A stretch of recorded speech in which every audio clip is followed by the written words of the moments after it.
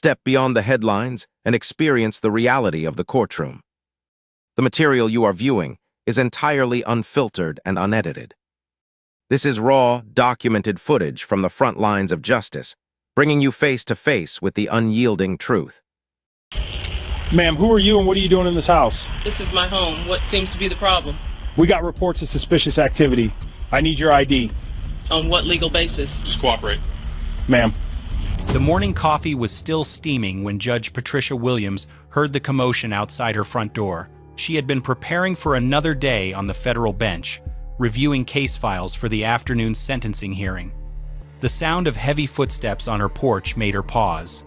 Then came the aggressive knocking that would change everything. What happened next would destroy 2 police careers, send shockwaves through the justice system, and prove that even those who wear the robes of justice are not immune to the ugliest forms of prejudice. The body camera footage from that Tuesday morning would rack up over 25 million views, spark congressional hearings, and result in the harshest penalties ever imposed for racial profiling in her state's history. Judge Patricia Williams was no ordinary target. At 52 years old, she had spent the last decade as a federal judge appointed by the president himself. Before that, she served 8 years as a district attorney, prosecuting some of the most complex criminal cases in the region. Her reputation was spotless. Her record on the bench was respected by attorneys on both sides of the courtroom. She lived quietly in an upscale neighborhood, drove a modest sedan, and was known by neighbors as the woman who organized the annual block party and helped elderly residents with their groceries. That Tuesday morning started like any other. Judge Williams had woken early, gone for her usual jog through the tree-lined streets of her subdivision, and returned home to prepare for work. She lived in a beautiful colonial house she had purchased 3 years earlier, complete with a manicured lawn and flower beds she tended herself on weekends. Nothing about her routine suggested drama or confrontation. At exactly 7:23 inches the morning, officers Daniel Reeves and Marcus Thompson pulled into her driveway. They were responding to what they claimed was a suspicious person report. Someone had allegedly called about a black woman who didn't belong in the neighborhood. Someone who had been seen entering and leaving the house at strange hours. The problem was that no such call had ever been made. What actually happened was this. Officer Reeves had been driving through the upscale neighborhood on routine patrol when he spotted Judge Williams returning from her morning jog. Something about seeing a successful black woman in athletic wear, clearly comfortable in this affluent area, triggered something in his mind. He radioed his partner Thompson with a fabricated story about a suspicious person report and requested backup. This decision would prove to be the most expensive mistake of both their careers. Judge Williams answered her front door, still wearing her silk robe, coffee mug in hand. She expected to see a neighbor or perhaps a delivery person. Instead, she found herself face to face with 2 uniformed police officers, both with their hands resting on their belts in an aggressive stance. Officer Reeves immediately demanded to know who she was and what she was doing in the house. Judge Williams, confused but maintaining her composure, asked if there was some kind of problem. Reeves ignored her question and repeated his demand for identification. When she asked why they were at her door, Thompson stepped forward and said they had received reports about suspicious activity at this address.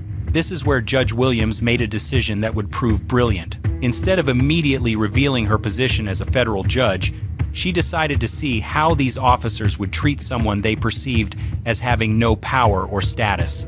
She calmly told them this was her home and asked what specific suspicious activity had been reported. The officers couldn't provide specifics because there had been no actual report. Reeves stammered something about someone not belonging in the neighborhood. Thompson added that they needed to verify she had a right to be there. When Judge Williams asked if they had a warrant or any legal authority to demand entry into her home, both officers became visibly agitated. Officer Reeves told her that her attitude was suspicious and that cooperative citizens wouldn't ask so many questions. Thompson warned her that obstruction could lead to arrest. Judge Williams remained calm but firm, stating that she was simply exercising her constitutional rights in her own home. That's when Officer Reeves made his second catastrophic mistake. He pushed past Judge Williams and entered her house without permission, claiming he needed to check for other occupants. Thompson followed, both officers now illegally inside a federal judge's private residence. Judge Williams did not resist, but she clearly stated that they were entering without consent and without a warrant. She pulled out her phone and began recording. The moment that camera came out, Officer Reeves exploded. He demanded she stop recording immediately. When she refused, he grabbed for her phone. What these officers didn't know was that Judge Williams had installed a high-end security system just 6 months earlier. Every angle of her front porch, living room, and kitchen was being recorded in high definition with crystal clear audio. Every illegal entry, every violation of her rights, every word they spoke was being captured and automatically uploaded to cloud storage. The footage would later show Officer Reeves snatching the phone from Judge Williams' hands and throwing it across the room. It would show Thompson searching through her personal belongings without any legal justification. It would capture them demanding she prove she lived there while they stood illegally in her own living room. But the most damaging footage was yet to come. When Judge Williams asked for their badge numbers and the name of their supervisor, Officer Reeves lost complete control. The racial slurs that poured out of his mouth next would end his career and land him in federal prison. Thompson, rather than stopping his partner, joined in with his own disgusting commentary about people who didn't know their place. They told her that fancy houses and expensive neighborhoods weren't for people like her. They said she was probably dealing drugs or prostituting herself to afford the mortgage. They used language so vile and hateful that when the footage was eventually played in court, several jurors visibly recoiled. Judge Williams endured this abuse for nearly 20 minutes, documenting everything while maintaining remarkable composure. She never once raised her voice or responded with anger. She simply repeated her requests for their badge numbers and supervisor contact information. When the officers finally finished their illegal search and found nothing because there was nothing to find, they prepared to leave. But Officer Reeves wasn't done. He told Judge Williams that if he ever saw her in this neighborhood again, she would be arrested for trespassing. He said the homeowner, whoever it was, would be contacted and told about the suspicious black woman trying to break into their house. That's when Judge Williams finally revealed who she was. She walked to her home office, retrieved her judicial credentials, and placed them on the coffee table in front of both officers. The look on their faces when they realized they had just spent 20 minutes racially abusing a federal judge in her own home would become legendary among law enforcement training circles. Officer Reeves went pale. Officer Thompson started backing toward the door. Both men suddenly found themselves unable to speak. Judge Williams calmly informed them that everything they had just done was recorded, that they had violated multiple federal laws, and that she would be filing complaints with every relevant authority before the day was over. Have you ever seen someone's entire world collapse in real time? Drop a comment if you've witnessed a moment like that. The officers practically ran from her house, but the damage was already done. 23 minutes of footage showing 2 police officers committing multiple felonies against a federal judge. The evidence was ironclad. The violations were clear, and the consequences would be swift and devastating. But Judge Williams was just getting started.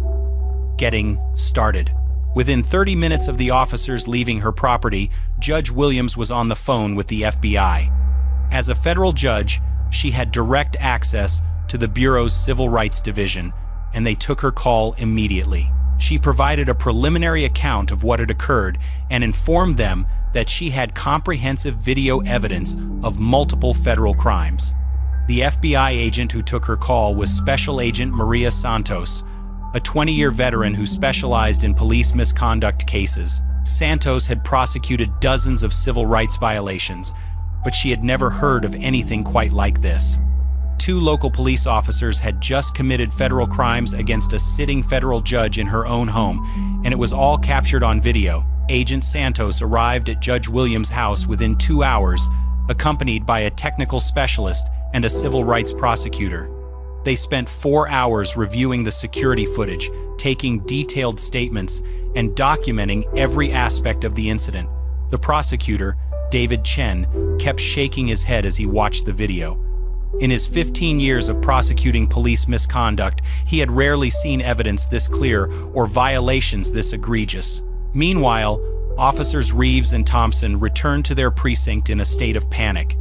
They knew they had made a catastrophic mistake, but they weren't sure how catastrophic until they started researching exactly who Judge Patricia Williams was.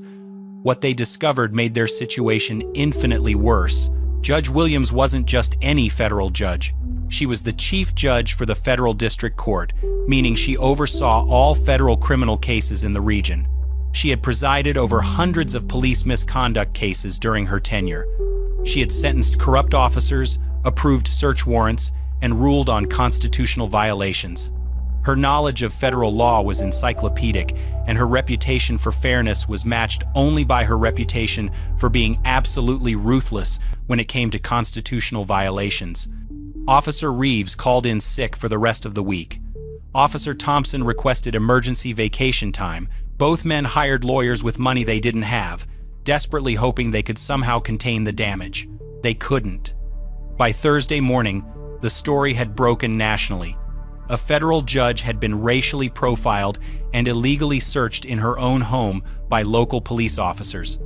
The video footage, which Judge Williams had authorized for release, was being played on every major news network. Legal experts were calling it one of the most clear-cut cases of police misconduct ever recorded. The police chief, Robert Martinez, held an emergency press conference that same afternoon. He announced that both officers had been suspended without pay pending a full investigation. He called their actions inexcusable and promised that the department would cooperate fully with federal authorities. But his words rang hollow to a public that had heard similar promises countless times before. What made this case different wasn't just the clear evidence or the high-profile victim. It was what happened next that would send shockwaves through law enforcement nationwide. The Federal Bureau of Investigation didn't just investigate the incident. They launched a comprehensive review of the entire police department's practices. They subpoenaed records going back 5 years. They interviewed dozens of officers and civilians.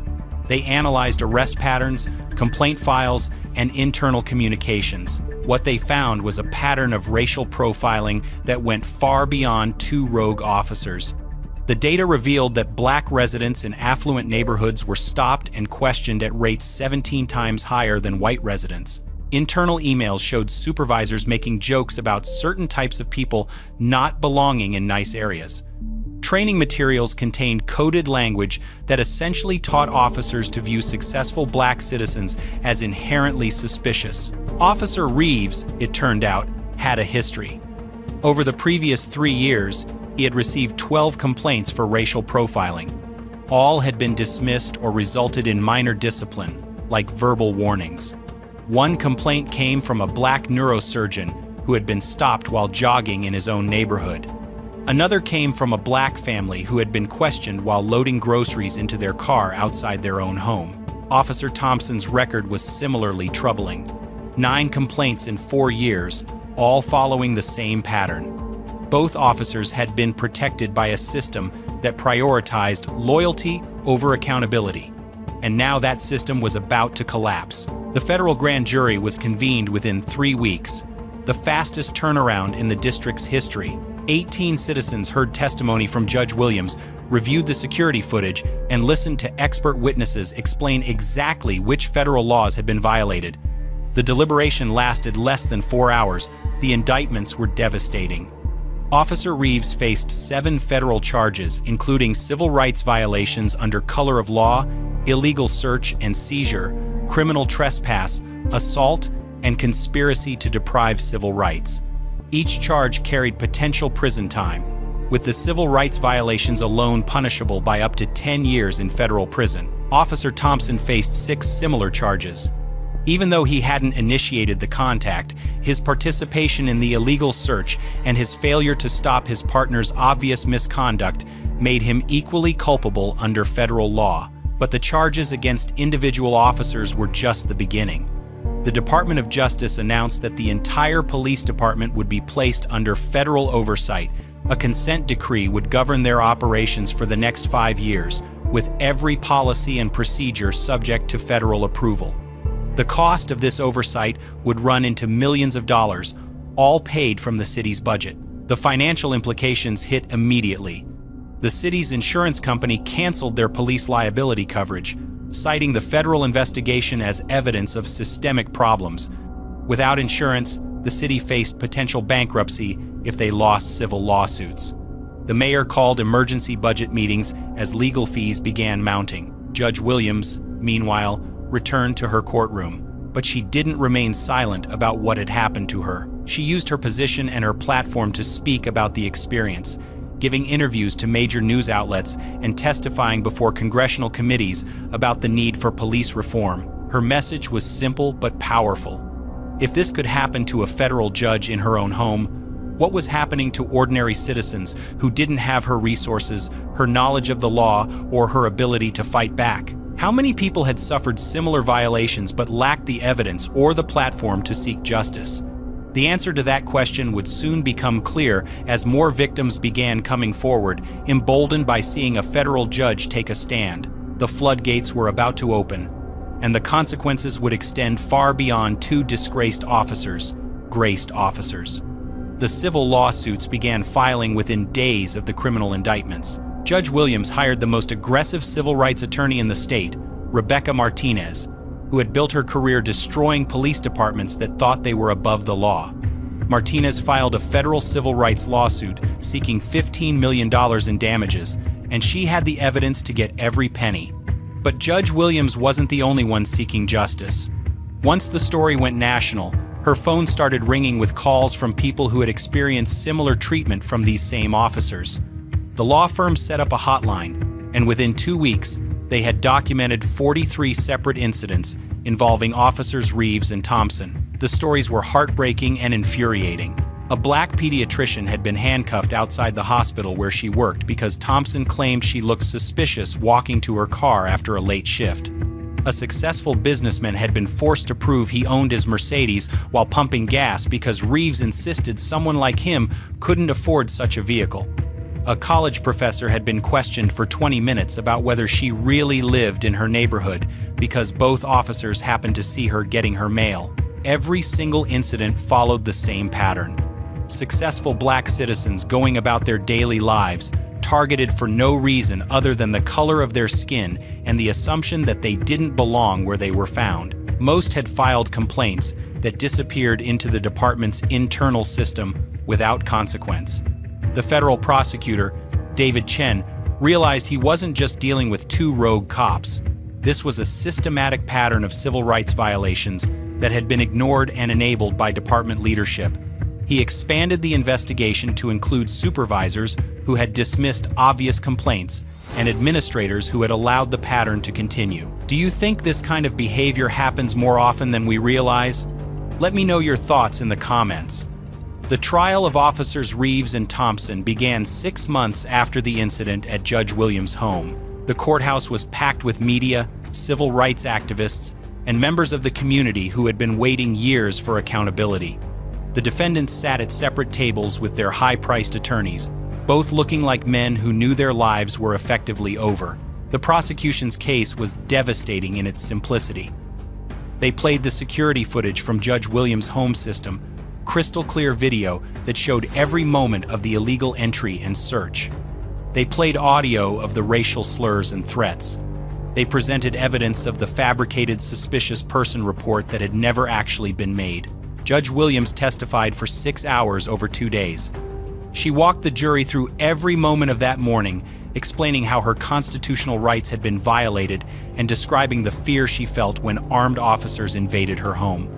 She spoke about the humiliation of being told she didn't belong in her own neighborhood and the anger she felt listening to racial slurs in her own living room. Her testimony was calm, professional, and utterly damning.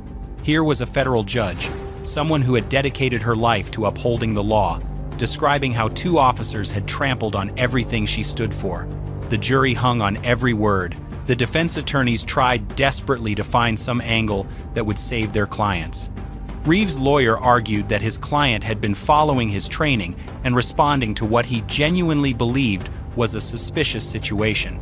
The argument fell apart when prosecutors showed that no suspicious person report had ever been made and that Reeves had admitted to fabricating the initial reason for contact. Thompson's attorney tried to claim his client was just following his partner's lead and hadn't understood the full scope of what was happening. That defense crumbled when prosecutors played audio of Thompson actively participating in the racial abuse and illegal search. The most damaging testimony came from former officers who had worked with both defendants. 3 retired cops took the stand to describe a culture of racism within the department and specific incidents where they had witnessed Reeves and Thompson targeting black citizens. One former sergeant testified that he had tried to report concerns about both officers, but had been told by supervisors to mind his own business. Expert witnesses explained the legal standards for police conduct and detailed exactly how every action taken by the defendants violated federal law. A constitutional law professor walked the jury through the Fourth Amendment protections that had been shattered that Tuesday morning. The defense case lasted less than 2 days. Neither defendant took the stand, probably on advice from their lawyers who knew their clients would be destroyed under cross-examination. Character witnesses tried to paint both officers as good men who had made mistakes, but their testimony rang hollow against the weight of evidence. The jury deliberated for 8 hours across 2 days. When they returned, the verdict was swift and complete, guilty on all counts for both defendants. Officer Reeves was convicted on 7 federal charges. Officer Thompson was convicted on 6. The maximum combined sentence they faced was over 20 years in federal prison. The courtroom erupted when the verdict was read. Family members of other victims wept openly. Judge Williams sat quietly in the front row, showing no emotion but clearly vindicated. The defendants' families looked devastated, finally understanding that their loved ones were going to prison for a very long time. But the criminal convictions were just the beginning of the consequences these officers would face. The sentencing hearing took place 2 months later. Federal Judge Robert Chen, no relation to the prosecutor, had reviewed every piece of evidence and every victim impact statement. He had presided over hundreds of criminal cases, but he said this case stood out for the brazenness of the constitutional violations and the complete lack of remorse shown by the defendants. Judge Williams was allowed to give a victim impact statement before sentencing. She stood at the podium and spoke directly to both defendants, who couldn't meet her eyes. She told them that their actions hadn't just violated her rights, but had damaged the relationship between law enforcement and the community. She said their behavior had made it harder for good officers to do their jobs and had reinforced the worst stereotypes about police racism. She also spoke about the broader impact of their crimes. Every black citizen who heard about this case would wonder if they were safe in their own neighborhoods, their own homes. Every parent would have to explain to their children why some police officers might see them as threats simply because of their skin color. Her statement lasted 20 minutes and left the courtroom in complete silence when she finished. Judge Chen sentenced Officer Reeves to 15 years in federal prison without the possibility of parole. Officer Thompson received 12 years. Both men would serve their time in federal facilities far from their home state for their own protection as much as anything else. Convicted police officers don't fare well in prison, and everyone in the system knew it. The sentences sent shockwaves through law enforcement nationwide. 15 years for a single incident of racial profiling was unprecedented. Legal experts called it a watershed moment that would change how officers thought about their actions. Police unions condemned the sentences as excessive, but civil rights groups hailed them as long overdue accountability. The civil lawsuit settled 3 weeks after the criminal sentencing. The city agreed to pay Judge Williams $12 million, the largest individual settlement for police misconduct in the state's history. The insurance company that had canceled the city's coverage was forced to pay the settlement under their previous policy, then immediately filed their own lawsuit against the city for failing to address known problems. But money was just one part of the comprehensive settlement Judge Williams negotiated. The agreement required the police department to implement sweeping reforms under federal oversight. Every officer would undergo extensive bias training. Complaint procedures would be completely overhauled with civilian oversight. Body cameras would be mandatory for all interactions with the public. Most importantly, the settlement created a civilian review board with real power to investigate misconduct and discipline officers. Judge Williams insisted on serving as the first chair of this board, using her position to ensure meaningful change. The other victims who had been targeted by Reeves and Thompson filed their own lawsuits. Over the next year, the city paid out an additional $38 million in settlements. The financial strain forced massive budget cuts and led to the resignation of the mayor, police chief, and 3 city council members who had ignored years of warning signs. Officer Reeves began serving his sentence at a federal facility in another state. Within his first month, he was attacked by inmates who recognized him from news coverage. He spent the remainder of his sentence in protective custody, essentially solitary confinement for 15 years. His wife divorced him after 6 months and moved across the country with their children. Officer Thompson's experience was similar. 12 years of isolation, family destruction, and the knowledge that his racism had cost him everything. Both men would emerge from prison as convicted felons, unemployable and notorious. The police department they left behind was transformed beyond recognition. Federal oversight meant every policy, every procedure, every hire had to be approved by Justice Department monitors. The culture of protecting bad officers was replaced by strict accountability measures. Complaint investigations were conducted by independent civilian investigators rather than fellow officers. Training programs were completely redesigned with input from civil rights organizations and community groups. Officers learned not just about constitutional law, but about implicit bias, de-escalation techniques, and community policing strategies. The goal was to fundamentally change how officers viewed their role in the community. The changes weren't universally popular within the department. Veteran officers complained about increased scrutiny and paperwork. Some retired early rather than adapt to the new standards. But recruitment improved dramatically as the department's reputation began to recover and more diverse candidates applied to join a reformed force. Judge Williams continued serving on the federal bench, but her experience had changed her perspective on the cases that came before her courtroom. She became known for asking tough questions during police misconduct cases and for ensuring that constitutional violations carried real consequences. 3 years after the incident at her home, she was invited to speak at the FBI Academy about police accountability. Her message to new agents was simple but powerful. The law applies to everyone equally, and those who swear to uphold it must be held to the highest standards when they violate it. The case became a landmark in civil rights law, studied in law schools and police academies as an example of what happens when racism meets accountability. The security footage from Judge Williams' home was used in training programs nationwide to show officers exactly what constitutional violations look like and what consequences they carry. But perhaps the most important impact was on the community itself.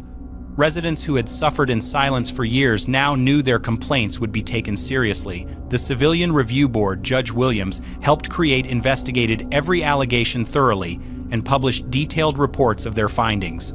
The message was clear. Racial profiling would not be tolerated, regardless of who was targeted or who was doing the targeting. Justice had finally come to a community that had been waiting far too long for accountability. Too long for accountability. 2 officers thought they could intimidate someone they saw as powerless, someone who wouldn't fight back or couldn't hold them accountable.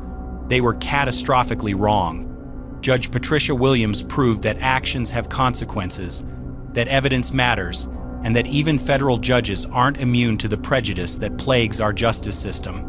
Her courage to fight back didn't just destroy 2 careers and send 2 men to prison for 15 years.